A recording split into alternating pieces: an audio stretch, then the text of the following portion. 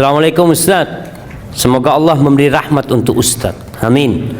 Apa hukumnya tidak menghadiri pernikahan walaupun kita diundang? Anak kemarin nggak hadir di sebuah pernikahan karena anak suka akhwat tersebut, Ustaz. Tapi anak nggak kuat lihat dia ijab qabul sama yang lainnya. Allahu Akbar jamaah. Nah, ini pertanyaan menarik sekali jemaah. Artinya antum diundang dengan oleh saudara antum, antum datang, wajib datang kalau tidak ada halangan. Tapi kalau antum takut pingsan di sana umpamanya, ngerepotin orang banyak ya nggak usah hadir. Karena kadang-kala ada perasaan bener nggak tahan lah jemaah. Antum ngelihat ketika namanya fulan itu calonnya mengatakan qabil tu nikah tazwija bil bah, takut antum melakukan tindakan-tindakan yang maka mungkin ada uzur antum untuk tidak hadir di sana. Tapi yang jelas begini, takdir Allah itu indah.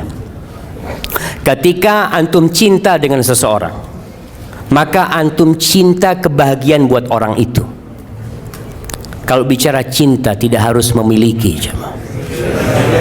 tapi bagaimana orang itu berbahagia dengan orang yang dia cintain, antum akan bahagia.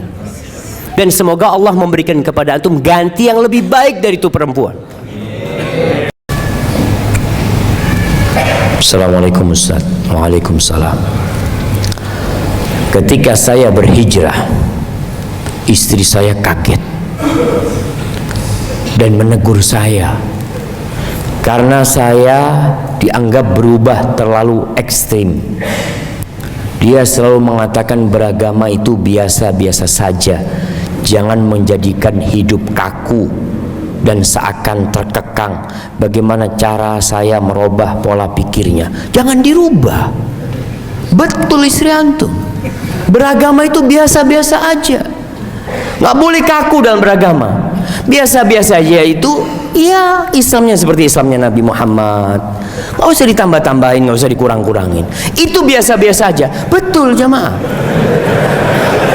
Loh, ini pikiran ini bener loh. Beragama itu biasa-biasa aja, nggak boleh ekstrim, nggak boleh berlebih-lebihan, nggak boleh kaku. Iya, inna hadad din yusr, kata Nabi SAW. Agama ini mudah. Cuma yang jadi masalah dia kan belum tahu yang biasa-biasa aja kayak apa. Dia beranggapan antum ekstrim. Antum katakan, iya dek betul, aku berlindung kepada Allah dari ekstrim, dari kaku dalam beragama. Yuk kita belajar agama yang biasa-biasa aja. Diajarin. Karena tak kenal maka tak sayang jamaah. Kebanyakan orang itu karena nggak kenal. Lihat antum berjenggot, aduh aliran apa lagi? Jenggot aliran apa lagi? Nabi SAW berjenggot, Nabi Musa berjenggot, Nabi Harun berjenggot, Nabi Isa berjenggot, Nabi Ibrahim berjenggot. Nggak ada masalah jamaah. Kalau artis berjenggot keren, waduh maco sekarang. Tapi kalau suami berjenggot, aduh kok kayak gini? Itu dia.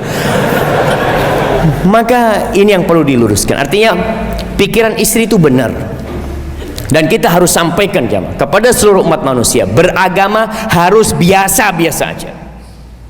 Bagaimana yang dikatakan biasa-biasa aja? Ya ikutin aturan. Aturannya boleh kerjakan, tidak boleh tinggalkan. Dan Nabi kita Muhammad alaihi salatu wassalam membawa agama ini subhanallah, rahmat, indah, dan bisa dipraktekkan kapan saja. Namun ada satu masa yang kata Nabi alaihi salatu wassalam, bada'al islamu ghariban. Islam itu dimulai dengan keanehan jamaah, asing. Wa sayaudu ghariban kama bada. Dan Islam itu akan kembali asing seperti bermulanya dulu. Kenapa? Karena banyak orang-orang yang jauh, yang nggak pernah belajar agama, yang belajar agama sepotong-sepotong. Akhirnya sebagian jadi teroris, radikal, sebagian jadi meremehkan agama. Jadi kalau kita lihat berlebih-lebihan, istilah bahasa Arab radikal itu tatarruf. Tatarruf itu artinya berada di pojokan, berada di ujung-ujung. Antum lihat nih, Ada yang di ujung kanan, ada yang di ujung kiri. Dua-duanya nggak benar. Yang benar yang di mana? Yang di tengah. Makanya wa kadzalika ja'alnakum ummatan wasata. Kami jadikan kalian umat pertengahan. Nggak berlebih-lebihan ke kanan sehingga nanti salah juga, nggak berlebih-lebihan ke kiri. Jadi kalau bicara radikal jamaah, ada radikal ke kanan, ada radikal ke kiri. Ada yang ke kiri kemudian yang seperti kita lihat punya pemikiran dibolehkannya zina, hubungan seksual di luar nikah dengan prinsip milkul yamin atau macam-macam. Itu juga radikal. Tapi radikal ke kiri. Yang nggak boleh juga radikal ke kanan, berlebih-lebihan dalam beragama. Yang tidak wajib dia wajibkan, yang tidak perintah Allah dia lazimkan orang untuk melakukannya. Dan ini biasanya terjadi karena memahami agama sepotong-sepotong. Maka antum katakan kepada si antum, ya dik, yuk kita belajar agama Islam yang biasa-biasa aja. Anak ingin bertanya, antara perintah suami dan ibu kandung, siapa yang harus didahulukan? Iya, ahibati fillah. Hal ini masih banyak yang belum memahami tentang suami, kedudukan suami dan kedudukan orang tua. Kenapa? Karena dia selama ini belajar kewajiban berbakti kepada orang tua. Bagaimana Allah Azza wa Jalla ketika memerintahkan tauhid, yang kedua adalah perintah kepada berbuat baik kepada orang tua. Wa qadara rabbuka alla ta'budu illa iyyahu wa bil walidaini ihsana. Berbuat baik kepada orang tua, berbuat baik kepada orang tua. Tapi ketika sudah punya suami, di situ ada serah terima. Yang menyerahkan engkau kepada suami itu orang tuamu. Yang orang tua ketika menyerahkan putrinya, dia siap menanggung resiko. Apa resikonya? Ya udah jadi milik suami. Perintah siapa yang harus didahulukan? Perintah suaminya. Bukan berarti anak perempuan nggak berbakti kepada orang tuanya, tetap wajib berbakti kepada orang tuanya. Ingat, kewajiban berbakti kepada orang tua ini sebelum menikah, sesudah menikah, tetap wajib. Tapi wanita punya keterbatasan karena dia udah punya suami, bapaknya udah nyerahkan dia kepada suaminya. Ketika suami mengatakan, "Dek, engkau resign ya?" "Bang, aku tanya dulu sama orang tua." Nggak perlu. Ketika resign, orang tuanya marah. "Nah, aku yang nyekolahkan engkau, nak. Aku yang membiayai engkau sejak kecil. Engkau resign, bapak nggak ridho sampai mati. Maafkan aku, Pak, tapi bapak yang ngawinkan aku sama dia. Bapak ridho dia jadi suami aku, ya gimana? Siapa yang salah? Bapak ngawinkan aku sama dia. Artinya kan ketika lu bapak yang ngawinkan aku sama dia. Bapak mengarahkan zawwajtuka wa ankahtuka makhtubataka binti dengan mahar sekian. Bapak yang mengatakan itu. Dan dia mengatakan qabiltu, aku terima, dan dia tanggung jawab sampai hari kiamat anak, Pak. Nah, makanya Nabi SAW mengatakan, innama huwa jannatuki au naruki, suamimu itu surgamu atau nerakamu, gitu loh. Kadang-kadang orang tua akhirnya nggak bertegur sapa dengan anaknya karena dia lebih nurut sama, nggak apa-apa, engkau nggak durhaka, tapi tetap berusaha berbuat baik sama orang tuanya, seperti itu ya. Ana mau tanya, Ustaz, dulu istri Ana pernah sakit gigi, sudah berobat ke beberapa dokter tapi masih sakit, sampai akhirnya Ana dibawa orang tua berobat alternatif, tapi bagian giginya diberi jarum dan sembuh, susuk kesehatan. Apakah ini termasuk syirik, Ustaz? Dan apa yang harus dilakukan istri Ana karena takut amalannya akan sia-sia? Taib, biar dilihat jemaah, susuk ini biasanya memang menggunakan sihir, menggunakan jin. Ada susuk kecantikan, ada perempuan yang disusuk di pipinya, disusuk di sininya supaya kelihatan cantik umpamanya. Anda rasa itu perbuatan-perbuatan yang memang memohon kepada selain Allah Jalla Jalaluhu.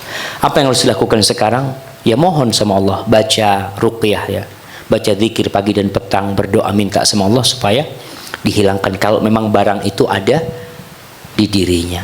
Kadangkala barang itu hilang sebenarnya jamaah, tapi ada yang bisa dikeluarkan. Kadangkala yang dikeluarkan itu juga perbuatan dukunnya lagi. Ana punya paman meninggal dunia, ana belum lahir dia meninggal dunia. Abana cerita, itu di punggung paman ana dikerik jamaah, dikerik pakai duit. Itu yang keluar apa namanya, kerang. Ana mikir ya, kok bisa kayak gitu? Ya mungkin memang dukunnya yang ngerik, datangkan kerang dia seperti itu. Kerang itu jamaah dari punggung paman ana, dan akhirnya dia meninggal dunia. Wallahu alam. Jadi tentunya perbuatan-perbuatan alternatif yang mistik seperti itu hendaklah kita bertobat kepada Allah Subhanahu wa taala dan meninggalkannya. Ustadz, orang tua saya pernah memanggil orang pintar untuk menyelesaikan masalah tukunya. Dan saat ini orang tua ibu saya meninggal dunia. Dan saat itu saya ikut ritual itu, Ustadz.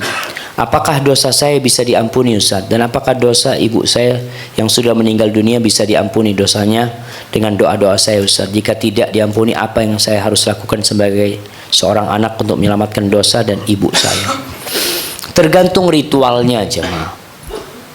Apakah ritualnya itu ritual kesyirikan memang? Ada yang harus menyembelih untuk selain Allah. Ada yang harus meletakkan bangkai ayam di depan tukunya. Maka kalau ritual itu ritual kesyirikan, hendaklah kita bertobat. Gimana ibu kita? Mungkin ibu kita nggak ngerti juga. Antum doakan ibu kita semoga diampuni oleh Allah Subhanahu wa taala. Kalau memang ada orang-orang yang nggak paham tentang hukum itu jemaah. Karena terus terang di negeri kita ini banyak ritual-ritual yang berbau kesyirikan dianggap biasa jemaah oleh orang-orang itu. Ana masih waktu ana umur berapa ya? Itu di Gebang itu ada orang lagi bangun rumah, mereka mau naikkan kuda-kuda rumahnya itu. Mereka potong ayam jemaah. Kemudian ana diminta untuk berdoa. Ana doa apa yang ana doakan ya?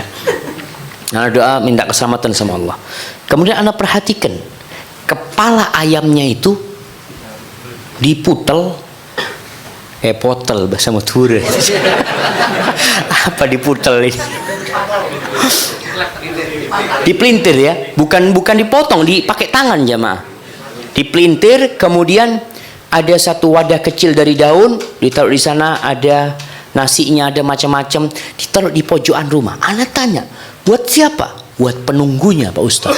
Ana astagfirullahaladzim. Itu dilakukan jamaah. Jadi ada ritual memang ya model tumbal yang diberikan kepada penunggunya. Itu bentuk kesyirikan, seharusnya ditinggalkan oleh kita. Maka mohon ampun kepada Allah SWT. Punya masalah di toko, minta sama Allah SWT. Memang ada amalan-amalan yang bisa digunakan untuk menghindari dari perbuatan-perbuatan dari jin ya. Kemudian kalau antum menghayati bacaan Qul a'udzu birabbil falaq, di situ apa doa kita? Wa min syarrin naffatsati fil uqad. Ya Allah, dan aku berlindung dari kejahatan wanita-wanita penyihir yang meniupkan di tali buhul mereka. Nah, ini terakhir jemaah. Kadangkala tidak nyaman melaksanakan ibadah karena perasaan ingin riya. Bagaimana caranya membulatkan niat karena Allah? Tidak ada niat lainnya. Bagaimana juga caranya supaya khusyuk dalam ibadah, terutama sholat? Jamaah bicara riya, amalan hati ya. Kata Sufyan Ats-Tsauri, dia mengatakan ma'alajtu syai'an asyadda ala nafsi min niyati. Dia mengatakan aku tidak pernah ngopeni sesuatu yang lebih berat daripada niatku sendiri. Fa innaha tataqallab alaih. Niatku itu bolak-balik. Awalnya niatnya ikhlas, ada teman jadi riya. Sedekah nggak ada yang tahu, masya Allah. Tapi ingin bagaimana menceritakan kalau itu sedekah dia. Umpamanya dia yang bikin masjid ya, dia bangun masjid. Ketika dia bangun masjid nggak ada yang tahu. Ketika temannya ngomong, ya Allah masjid ini kok bagus banget ya, siapa yang bangun? Afwan, ana nggak mau riak ya, ini ana yang bangun. Afwan nggak mau riak, dia ngomong ini yang bangun. Maka hati-hati. Bagaimana caranya? Hadirkan kebesaran Allah. Yakinkan bahwasanya pujian orang nggak akan bermanfaat buat kita. Orang kalau muji kita nggak ada gunanya buat kita. Kita kadang-kala ingin dipuji orang, ya supaya terkenal, supaya tersohor. Wallahi pujian orang itu tidak akan memasukkan kita ke surga. Tapi pujian Allah yang memasukkan kita ke surga. Jadi bagaimana antum boleh riak tapi di hadapan Allah. Maka caranya ibadahnya jangan ada yang lihat. Malam hari pakai baju yang bagus antum, pakai parfum, kemudian antum hamparkan sejadah, antum mengatakan Allahu Akbar, ya Allah aku kepingin kau melihat aku ya Allah. Itu yang kita lakukan jamaah. Jadi hilangkan rasa riya ini dengan rasa putus asa terhadap pujian orang. Artinya nggak ada gunanya pujian orang itu.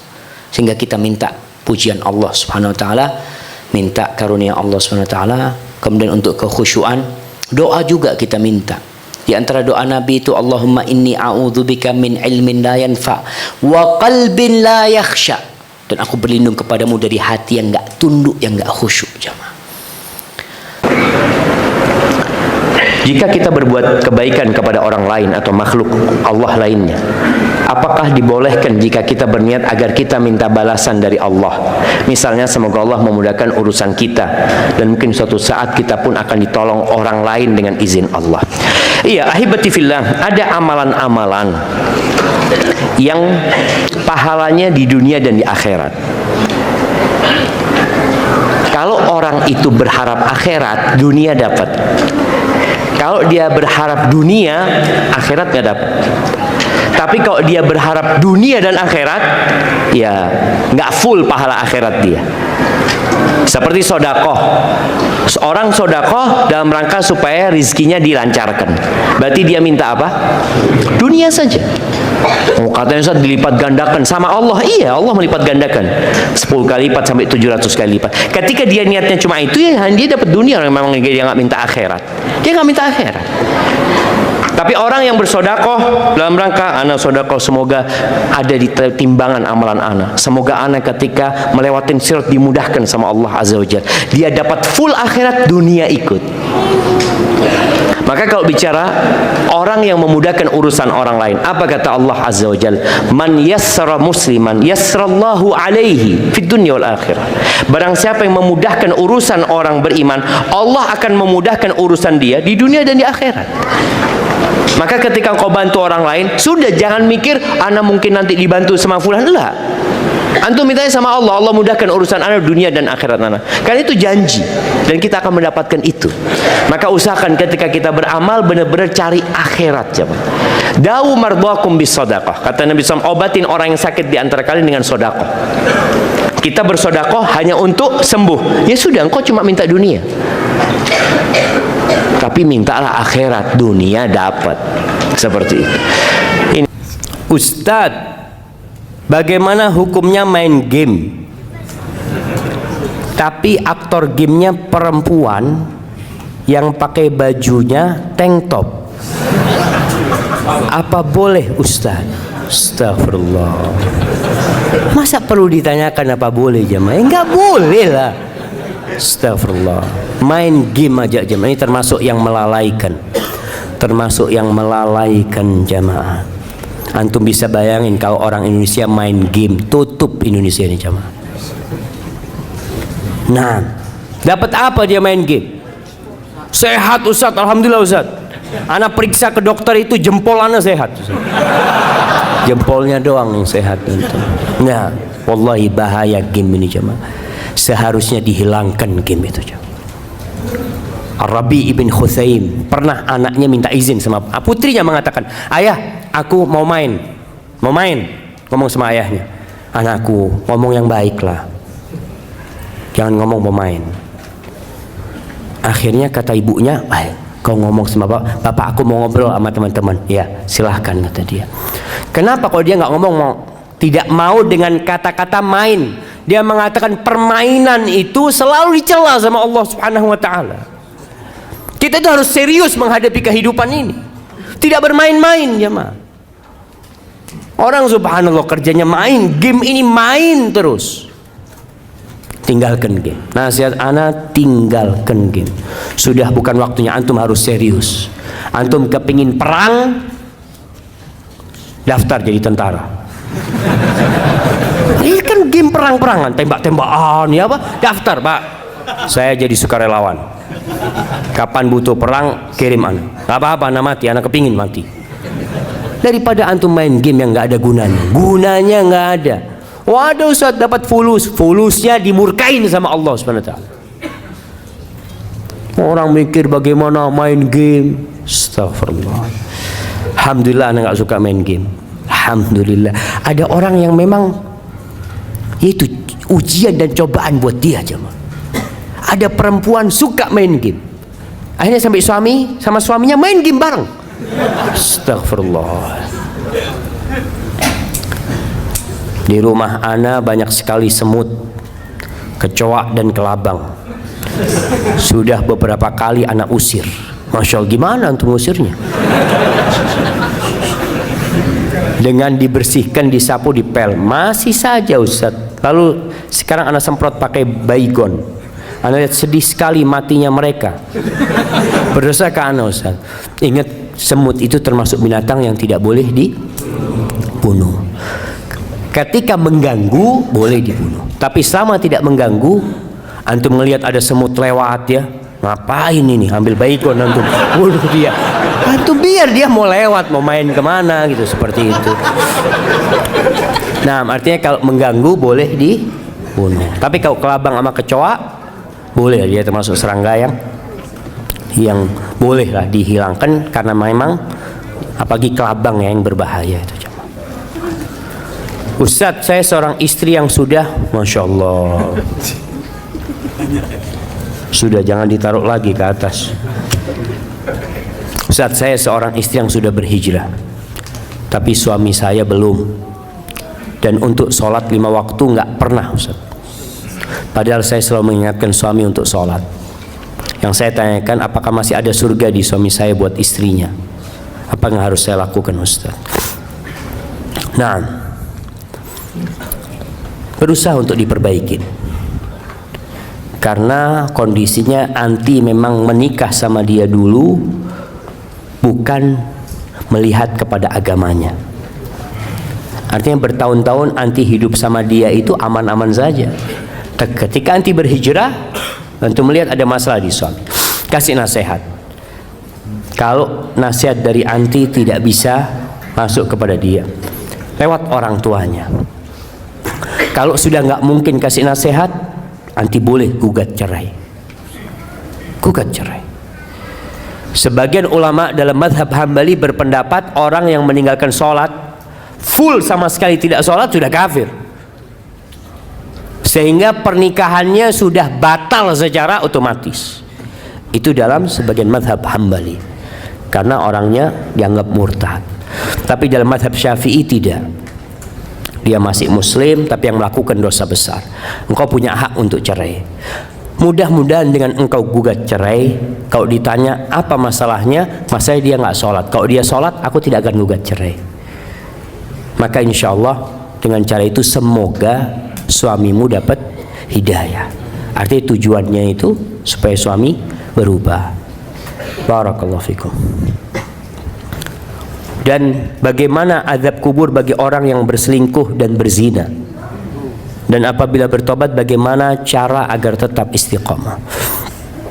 Rasulullah SAW ketika Isra Mi'raj beliau melihat azab kubur, jamaah. Khususnya buat orang-orang yang berzina, beliau melihat ada lelaki dan wanita di dalam tungku, kayak di dalam tungku jamaah yang atasnya sempit, bawahnya lebar, kayak gentong gitu jamaah. Yang atasnya sempit, di bawah itu ada api. Jadi ketika api itu membara, mereka naik ke atas, dibakar mereka. Mau keluar nggak bisa keluar. Tahu-tahu api itu redup sekali. Nanti dibakar lagi.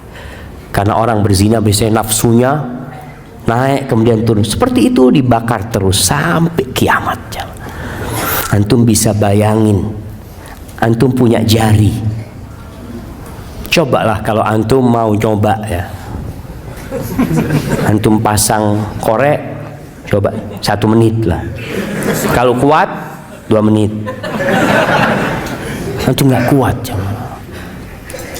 Orang-orang yang kurang imannya, mereka lah yang akhirnya melakukan dosa zina. Sehingga Nabi SAW mengatakan, la yazni zani wa huwa mu'min. Tidaklah seorang berzina dalam kondisi berzina dia beriman. Imannya itu keluar aja ketika dia melakukan perzinahan itu. Karena kalau dia beriman, dia dilihat sama Allah Azza wa Jalla ketika melakukan perzinahan itu, dan Allah murka dengan perbuatan itu. Ingat jemaah, ada suatu hari yang semua akan dibongkar. Walaupun istrimu nggak tahu, suamimu nggak tahu, orang satu kampung nggak tahu, tapi Allah tahu dengan perbuatan tersebut.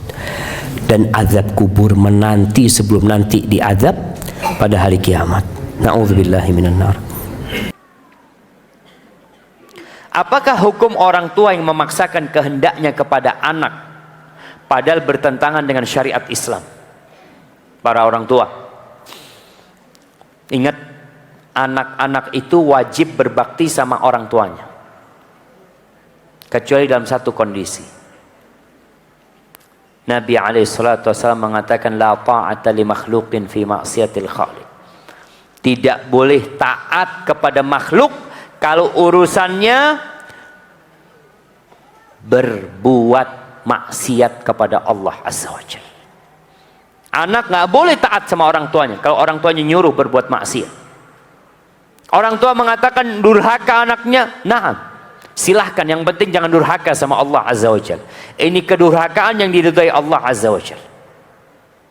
Makanya Allah katakan, wa in jahadaka ala an tusyrika bi ma laysa laka bihi ilm fala tuti'huma. Kalau kedua orang tuamu memaksamu untuk melakukan kesyirikan yang kau nggak punya ilmu atas apa yang diperintahkan orang tua, fala tuti'huma, jangan taati keduanya. Nggak boleh taat, bukan disuruh taat, nggak boleh taat kalau urusannya maksiat. Tapi kalau urusannya ketaatan, anak harus taat sama orang tuanya. Kata Rasul sallallahu alaihi wasallam, ati' walidaik wa in amaraka an takhruja min dunya. Taati kedua orang tuamu walaupun keduanya memerintahkanmu untuk keluar dari duniamu. Harus taat. Anaknya merantau di Jakarta, ibunya telepon. Anaknya sukses di Jakarta, jadi manajer di sana, ibunya telepon, nak pulang ya nak, ibu kok kangen sama engkau nak. Ibu, afwan, anak sedang kerja ini itu. Tinggalkan semua itu. Makan apa di Bukit Tinggi? Yang ngasih rizki kepadamu di Jakarta, dia yang ngasih rizki kepadamu di Bukit Tinggi. Tapi kalau urusannya maksiat sama Allah, nggak boleh taat. Barakallahu fikum. Bagaimana cara kita mendakwain ajaran Islam yang benar dengan cara yang baik kepada keluarga kita dan terutama kepada orang tua, Ustaz? Ana takut menyakiti hati orang tua. Ana tapi ana ingin sekali orang tua ana mengenal dan tidak mudah terkena syubhat.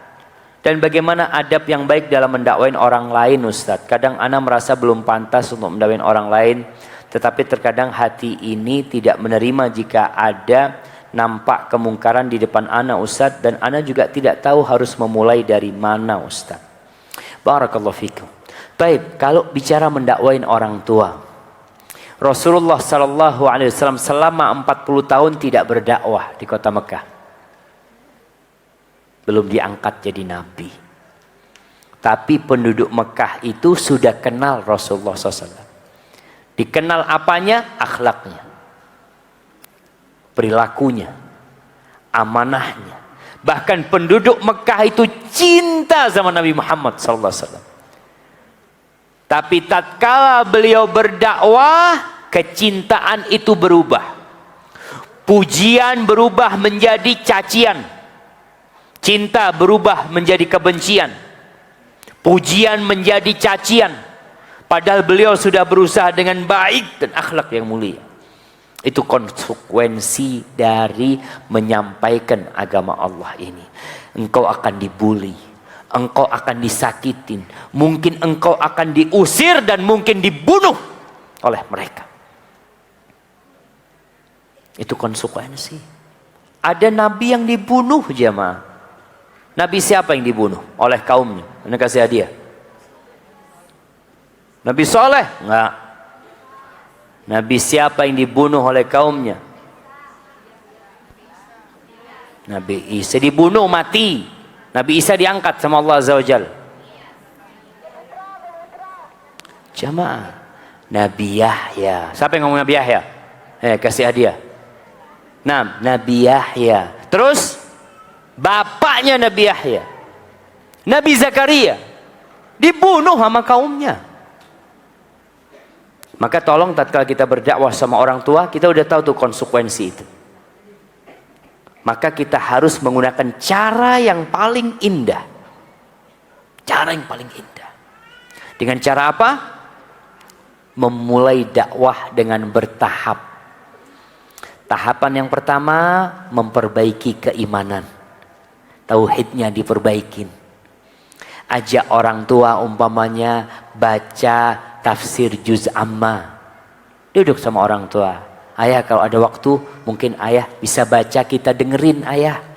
Jadi biar bapak yang baca, anak-anak yang dengerin. Hari ini ayah mungkin baca tafsir surat An-Nas, baca. Besok baca tafsir Al-Falaq, besok baca tafsir Al-Ikhlas. Seperti itu. Artinya dudukkan orang tua sebagai guru. Cuma kan orang tua tadi nggak beragama, jauh dari agama. Mungkin caranya memang biar orang tua yang membaca. Kita ingin dengar dari ayah. Ini penting. Kemudian apabila mengingkari sebuah kemungkaran yang dilakukan orang tua, tolong adab dan etikanya. Sampaikan, ayah, mohon maaf ayah. Ayah yang membesarkan aku, ayah sebutkan kebaikan ayah. Aku ingin menyampaikan sesuatu, moga ayah nggak marah. Ini tanda cinta aku sama ayah. Sampaikan. Ayah marah ya tetap marah. Kadangkala. Nabi Ibrahim bapaknya marah nggak? Marah. Diusir Nabi Ibrahim sama bapaknya. Mau dilemparin batu sama bapaknya. Anaknya dibakar, bapaknya ikut bakar Ibrahim alaihissalam. Itu konsekuensi. Maka sabar. Yang ketiga, doakan orang tuanya. Abu Hurairah itu punya ibu yang kafir. Kafir ibunya. Ibunya ini kadangkala suka mencaci, suka mengatakan ucapan-ucapan yang buruk tentang Nabi Muhammad SAW. Suatu hari lagi di rumah, ibunya ngomong gak enak. Apa yang terjadi? Abu Hurairah keluar dari rumah, beliau langsung menyumpahin Rasul. Ya Rasulullah, ud'ullaha li ummi Abi Hurairah. Rasulullah, mohon doakan, mintakan sama Allah buat ibunya Abu Hurairah. Lalu Rasulullah berdoa mengatakan, Allahumma hdi umma Abi Hurairah. Ya Allah, berikan hidayah kepada ibunya Abu Hurairah. Berikan hidayah kepada ibunya Abi Hurairah. Masya Allah. Abu Hurairah pulang dari tempat Nabi SAW, mau masuk ke rumahnya, sama ibunya dilarang. Hurairah tunggu dulu, ibunya sedang mandi. Rumah orang dulu jemaah, tidak seperti rumah sekarang. Selesai ibunya mandi, Abu Hurairah masuk. Kata ibunya, Ashhadu an la ilaha illallah wa ashhadu anna Muhammad Rasulullah. Itu kekuatan doa. Allah yang membolak-balikkan hati manusia.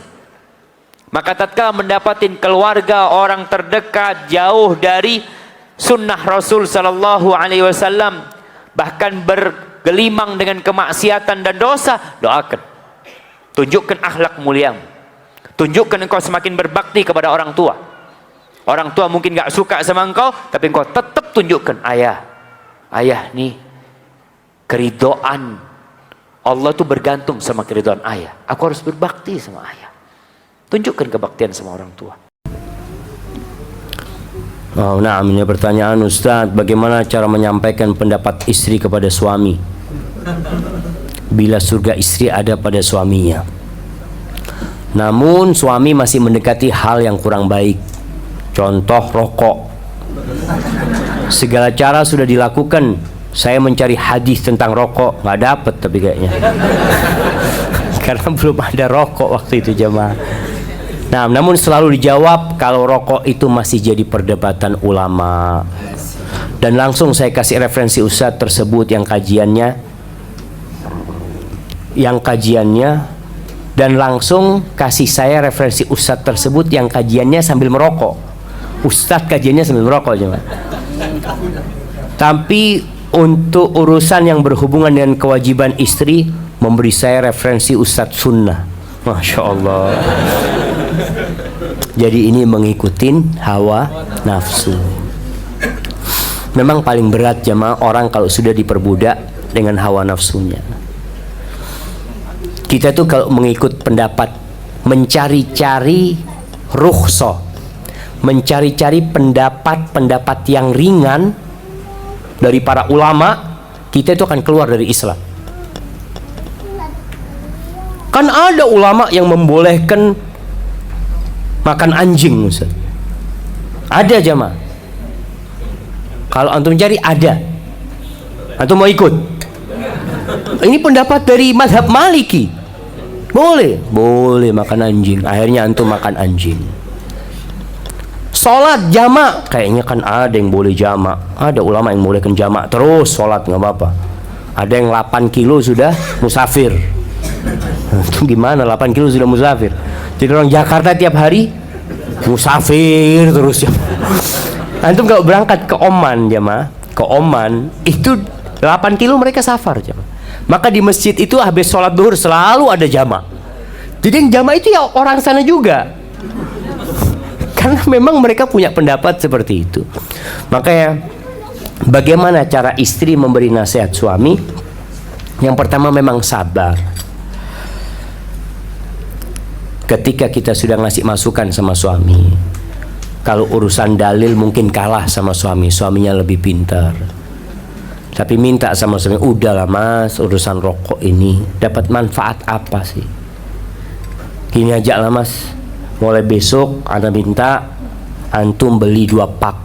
Ana juga mau ngerokok lah di rumah. Kalau memang bagus ngerokok itu, supaya suaminya ini sadar rokok itu nggak bagus gitu. Kalau istri yang ngerokok dia nggak mau, marah dia. Mau ngerokok bareng, sudahlah kita habis makan malam bagi-bagi rokok satu-satu sama anak-anak di meja makan. Kan ada fatwa ustadz itu ngerokok kata dia. Kita bikin keluarga perokok sejati.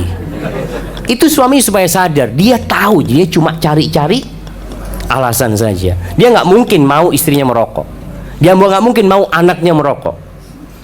Orang perokok berat pun marah kalau ngelihat anaknya umur 7 tahun ngerokok. Dulu orang ngomong apa? Nanti kamu kalau sudah kerja sendiri baru boleh ngerokok. Cari-cari alasan aja dia. Padahal beli permen boleh walaupun belum kerja. Dikasih duit boleh beli permen. Tapi beli rokok nggak boleh karena dia tahu itu berbahaya. Jadi naluri manusia sudah mengatakan itu berbahaya. Mungkin seperti itu ngasih nasihat suami. Artinya kalau memang dia tahulah rokok itu nggak baik. Sudah 1,6 tahun ana bekerja, tetapi uang tidak terkumpul untuk menikah. Sebab gaji ana untuk tanggungan rumah seperti sandang, pangan, papan, biaya sakit ibu dan biaya pendidikan 2 adik. Saran Ustadz ke ana bagaimana harus berbuat? Bismillah, cari istri yang soleha dan kaya raya. Baik jemaah, boleh jemaah.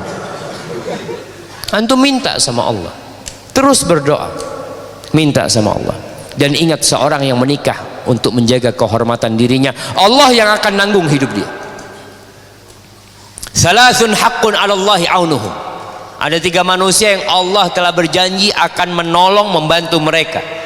Biaya hidupnya ditolong sama Allah. Salah satunya wan nakih lil afaf. Orang yang menikah untuk menjaga kehormatan dirinya. Maka antum niatkan. Maka tadi minta, ya Allah mudah-mudahan dapat rezeki istri yang solehah, yang taat sama Allah, dan kayak Khadijah fulusnya banyak ya Allah. Boleh cuma. Antum kalau ngelihat, antum jangan cari perawan kadang-kala susah yang ada duitnya. Janda ada duitnya nggak apa-apa. Sahih. Dan masya Allah sebagian orang nikah dapat, masya Allah, dapat janda, dapat bonus anak 3 jemaah. Nah, ini belum nikah sudah punya anak 3, masya Allah jemaah. Satu paket ya, alhamdulillah.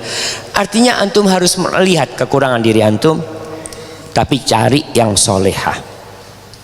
Karena kalau antum dapat istri kaya nggak solehah, antum diinjek-injek, dia tidak akan menghargai antum. Dan terus antum berbakti sama orang tua, jangan takut rezeki antum berkurang. Kalau tadi antum merasa nggak ngumpul-ngumpul untuk nikah, insya Allah Allah sedang mengumpulkan buat antum. Tinggal antum yang perlu berani dan minta sama Allah. Barakallahu fikum.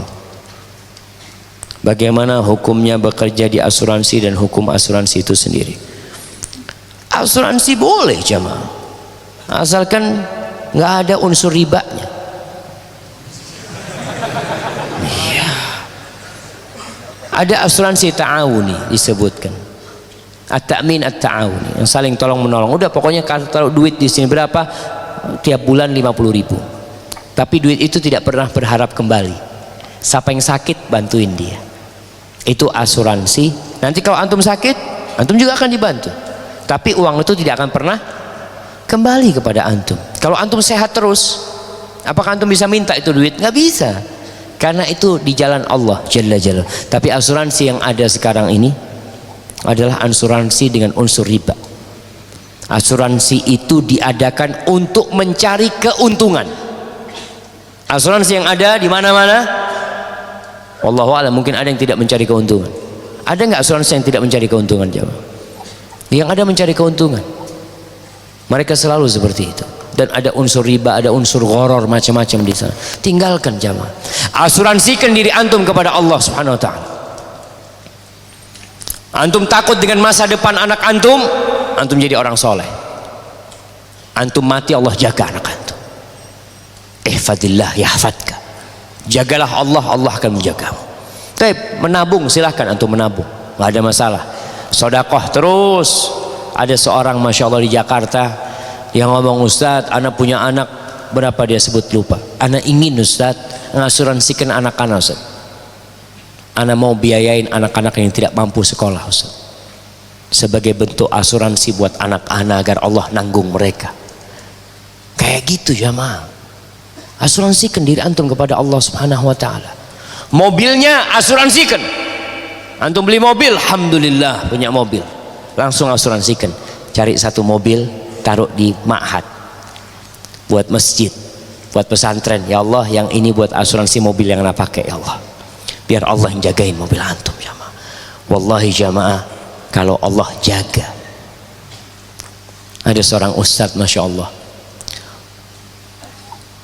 di tol mobilnya ditabrak. Yang nabrak ini mobilnya dubes. Subhanallah, mobil ustadz ini ditabrak, yang rusak mobilnya dubes. Turun nih dubesnya, marah dubesnya, kamu punya amalan apa kamu? Kok bisa rusak mobil saya? Mobilnya nggak rusak cuma. Kata ustadz ini sodakoh. Sodakoh, saya juga sering sodakoh, tapi kok bisa rusak mobil saya? Dia ngomong, iya anak sodakoh, tadi anak ada duit 200.000 anak kasihkan kepada seorang ustadz anak, guru anak, alhamdulillah Allah jaga, kata dia. Akhirnya ini orang sadar bahwasanya sodakoh harus ikhlas lillahi ta'ala, bukan untuk berbangga-banggaan diri. Jadi untuk asuransi, antum keluarlah di tempat asuransi, cari tempat asuransi yang tidak ada unsur ribanya, tidak ada unsur gharornya di sana. Barakallahu fikum. Ustaz, bagaimana dengan kaum muslimin yang mengkiaskan demo dengan aksi bela Islam, seperti demo keluar-keluar di jalan karena pemerintah yang zalim, pembakaran bendera tauhid, mereka mengatakan ini jihad, mohon nasihatnya. Jamaah, kita tahu memang ada sebagian ulama mungkin yang berpendapat tentang bolehnya aksi damai apabila aksi itu damai. Tapi sejatinya masih ada cara-cara yang lebih baik yang bisa dilakukan untuk mengingkari kemungkaran. Maka kita lihat pendapat-pendapat ulama yang mengharamkan demo. Ana lihat dalil-dalil mereka lebih kuat sebenarnya, karena ada banyak mudarat dari aksi-aksi tersebut. Iya, kita mengingkari dibakarnya bendera tauhid tersebut. Kita marah. Kita perlu meminta kepada yang berwajib dan bertanggung jawab untuk memberikan hukuman kepada mereka yang melakukan tindakan tersebut.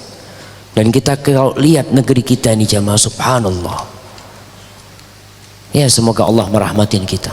Kemungkaran itu banyak sekali jamaah yang terjadi. Kesyirikan yang terjadi di mana-mana merajalela dengan bungkus kearifan lokal, dengan bungkus menjaga budaya, melestarikan budaya. Itu banyak sekali. Bagaimana tugas kita? Kita perbaikin. Kalau Anda ditanya, Anda terus terang berkaitan dengan demo, Anda berpendapat pendapat yang lebih kuat, tidak dengan cara demo. Tidak dengan cara demo. Dan kalau mungkin ada yang berpendapat seperti itu, ya silahkan. Coba dikaji kembali, dipelajarin kembali. Karena mungkin ada kondisi-kondisi tertentu yang sehingga mereka berpendapat kayaknya nggak apa-apa, karena di negeri kita kan diperbolehkan demo, Ustaz, seperti itu. Wallahu a'lam bishawab. Pak Ustaz, apa pendapat tentang Islam Nusantara? Jamaah, ada orang-orang yang ingin mengkotak-kotakkan Islam, yang ingin menjadikan Islam ini sempit, hanya batasan Nusantara. Ada orang-orang yang mengklaim bahwasanya Islam di Indonesia lebih baik daripada Islam di Arab, padahal nabinya orang Arab. Dia nggak paham, Qurannya bahasa Arab. Makanya kalau Allah tahu di Indonesia ini lebih baik daripada di Arab jamaah, pasti nabinya dari orang Indonesia. Tapi nggak ada nabi dari orang Indonesia. Jadi berkaitan dengan Islam Nusantara ini bungkus baru untuk Islam liberal sebenarnya. Bungkus baru. Karena Islam liberal yang digagasin oleh, ya sebelum Ulil sebenarnya sudah ada gagasan-gagasan tersebut. Sebelum Nurcholish Madjid pun ada Harun Nasution yang pulang dari Kanada, dari McGill, kemudian berusaha untuk merusak Islam yang ada di negeri kita dengan pemikiran-pemikirannya. Salah satu yang diungkapkan bahwasanya beriman dengan takdir itu membuat nggak maju umat Islam. Sampai seperti itu mereka katakan. Pandangan-pandangan seperti ini alhamdulillah ulama-ulama di negeri kita berusaha untuk meluruskannya sampai akhirnya dibungkus Islam Nusantara. Islam Nusantara banyak orang akhirnya menerima. Padahal kalau kita bicara Islam itu cuma satu, nggak ada Islam Nusantara, nggak ada Islam Australia, nggak ada Islam Afrika. Di Indonesia juga pun kalau kita ngelihat, Indonesia ini ada berapa etnis, berapa suku. Kalau kemudian Islam, umumnya Islam Melayu, nggak suka dengan Islam Jawa, dia merasa nggak, Islam Melayu lebih bagus daripada Islam Jawa. Akhirnya di Nusantara sendiri akan terpecah-pecah umat Islam. Maka Islamlah seperti Islamnya Rasulullah SAW. Kalau bicara akhlak, mengatakan oh Indonesia orangnya lebih santun, lebih berakhlak. Nah, yang maling juga banyak. Untuk melihat di Arab, Anda nggak pernah dapat yang namanya begal. Di Nusantara banyak begal. Apa akhirnya Islam Nusantara? Ya sama begalnya juga. Ini termasuk keberagaman Islam Nusantara. Karena muncul begal-begal Muslim, itu dia. Bicara seperti itu. Ini yang kita lihat. Maka tolonglah memandang Islam itu dari segala sudutnya. Islam ini datang full sempurna. datang kepada Nabi SAW, diamalkan oleh para sahabat Nabi, sehingga Islam ini bisa sampai ke seluruh penjuru dunia. Dan yang datang ke Indonesia pun orang Arab, bukan orang Indonesia datang ke Arab. Orang Arab datang ke Indonesia berdagang, menyampaikan agama Allah ini, Islam ini, sehingga kita jadi faham. Kok akhirnya jadi kacang lupa sama kulitnya, merasa lebih baik. Wah, Islam kita lebih baik, alhamdulillah. Itu yang namanya teroris itu di Arab, Indonesia nggak ada teroris. Terus yang ditangkap itu dari mana? Oh iya, pemikiran. Lah jemaah, kita harus tahu Islam itu hanya satu, yaitu Islamnya Rasulullah SAW dan para sahabatnya. Itu yang kita ikutin. Kalau memang ada tradisi-tradisi di negeri kita yang baik, lestarikan tradisi tersebut. Kearifan lokal itu lestarikan, tapi kemungkaran lokal jangan dilestarikan. Kearifan lokal, kita tahu dari mana ini arif atau tidak? Ya dari Al-Quran sama Sunnah. Disebut ma'ruf, arif itu bahasa Arab. Kearifan lokal, arif itu bahasa Arab. Antum kalau kita lihat bahasa-bahasa di negeri kita ini, Masya Allah, keadilan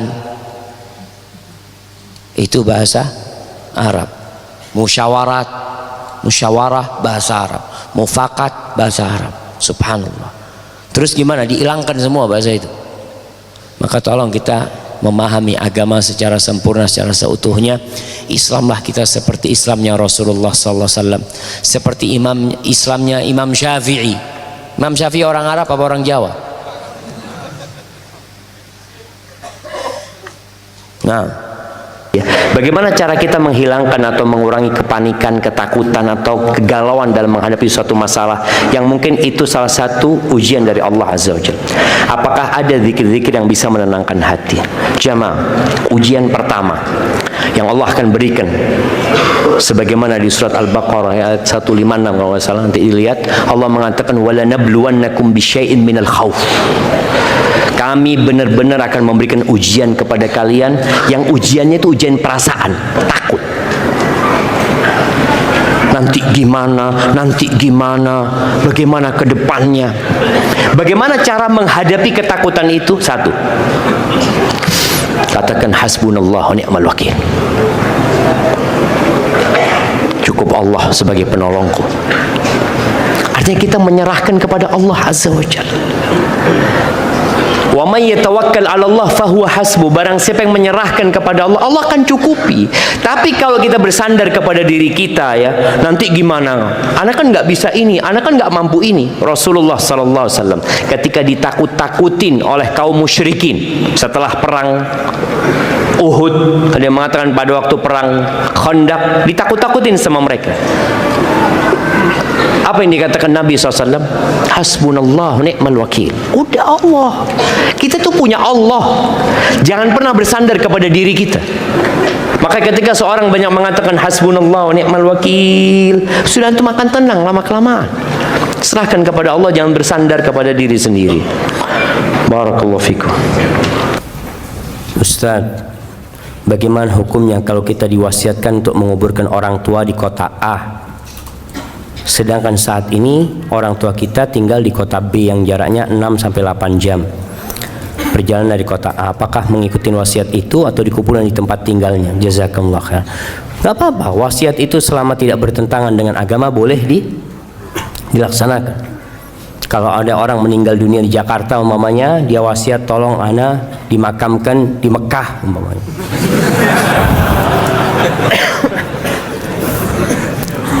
Kalau boleh fadol, artinya orang tua kepingin mau seperti itu, dia ingin dimakamkan di Mekah, silahkan. Kalau dia berwasiat seperti itu, tapi kayaknya kalau di Mekah sulit, tapi kalau dia anak minta dimakamkan di kampung anak, sebagian orang meninggal di negeri kafir, meninggal di Australia, dia berpesan tolong kalau ayah mati, ayah makamkan di Indonesia. Padahal butuh waktu panjang, nggak apa-apa, karena kadang-kala orang tua takut di sana itu nggak ada yang mendoakan nanti jarang yang mendoakan. Makanya kenapa kalau kita meninggal dunia berusaha untuk dikuburkan di tempat yang banyak orang soleh di sana, dengan harapan banyak yang mengucapkan salam ke sana. Karena salamnya orang itu bukan hanya buat keluarganya, tapi buat semua yang mati. Assalamualaikum ya ahlad diyar. Jabir bin Abdullah radhiyallahu taala anhu, dia punya ayah itu ketika perang Uhud dimakamkan satu lubang sama orang lain. Hatinya itu nggak enak, jamaah. Dia nggak ingin ayahnya satu kuburan sama orang itu. Akhirnya dipindah sama Jabir bin Abdullah radhiyallahu taala anhu.